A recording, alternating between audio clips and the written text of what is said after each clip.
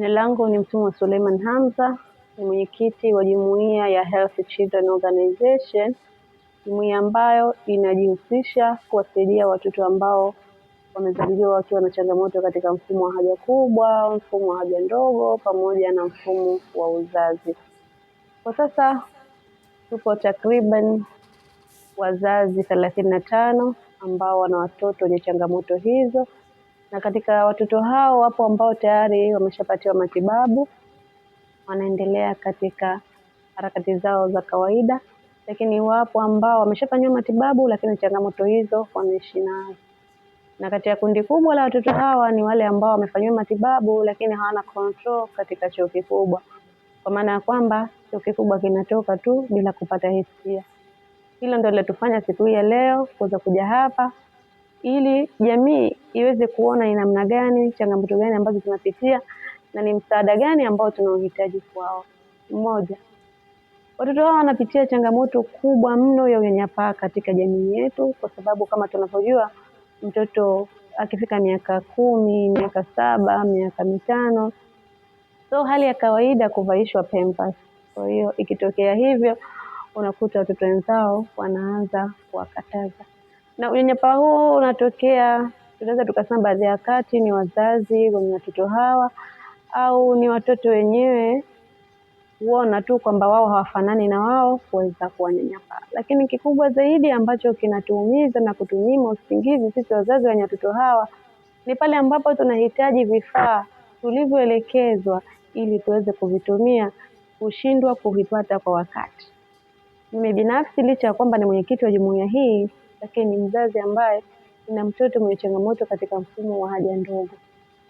Tarehe 28 nilijaribu kuzunguka maduka mengi kwa ajili ya kutafuta vifaa vya mtoto wangu, ila nilitumia nguvu kubwa, nilihangaika kila kona ninayokwenda, nilishindwa kuvipata.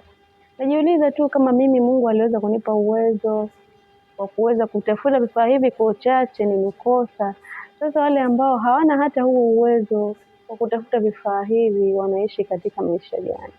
Ni kwamba ni wazi kwamba wanapitia changamoto kubwa zaidi, kwa sababu watoto hawa wanapotumia vifaa ambavyo si rafiki wanazidi kupata athari. Kwa mfano, mtoto ambaye anatumia colostomy bag moja ni 25,000. Kwa maisha ya kawaida ni wazazi wachache wanaoweza kutumia. Ikiwa hawana anafanya nini? Wanatumia vifaa ambavyo sio salama. Mfano, mtu anatumia kitambaa ambacho kwa mujibu wa maelekezo ya daktari unatakiwa ukifue kwa maji safi, ukianike juani, upige pasi, alafu ndo uweze kukitumia. Kwa hiyo unakuta ni process ndefu na wazazi wengi wanashindwa kufuata vile ambavyo wameelekezwa. Kwa hiyo unakuta mtoto anazidi kuathirika zaidi.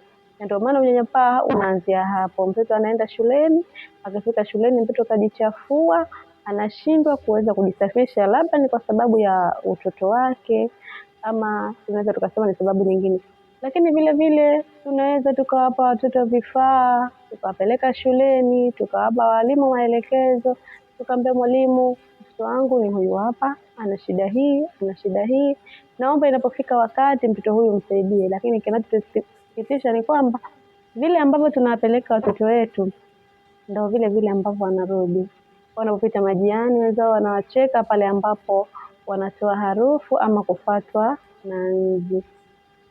Sisi kama wazazi tunaumia, tunajua ni mtihani ambao ametupa Mungu, tunaupokea, lakini tunaomba jamii iwatambue hawa watoto kama ni watoto wengine, wana haki sawa, wana haki ya kucheza, wana haki ya kupendwa, wana haki ya kusoma, wana haki ya kupatiwa mambo yao yote ya msingi kama vile ambavyo wanapata watoto wengine.